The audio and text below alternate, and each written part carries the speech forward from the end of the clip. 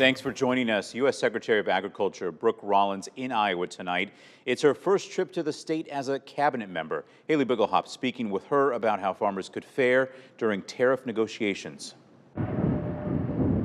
We've had an amazing day here in Iowa. From the hog farm to the seed shed, it was a busy day for the U.S. Secretary of Agriculture Brooke Rollins. Obviously, right now at the front of everyone's, especially the front of our farmers' minds, is what's happening in Washington on the tariff negotiations and the trade. Rollins hoping tariffs don't put a bleak outlook on farmers' economic forecast.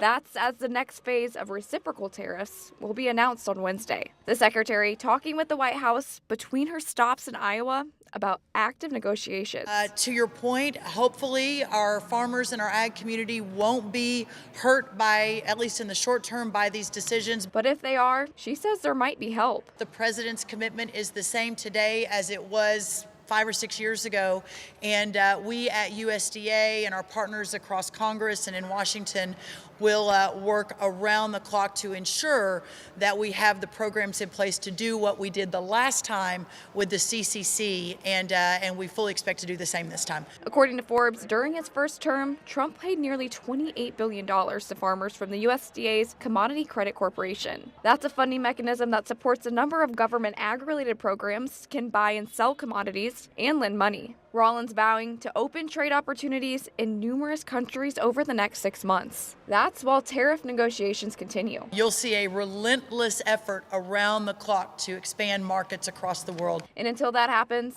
it's a perfect storm for an unpredictable outlook. God bless y'all. Thank you. In Colfax, Haley Bigglehop, WQAD News 8.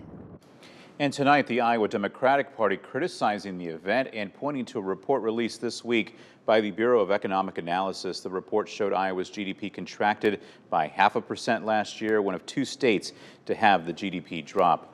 Iowa Democratic Party Chair Rita Hart says in part Iowans deserve independent leaders who aren't afraid to tell the truth, no matter who's in the White House.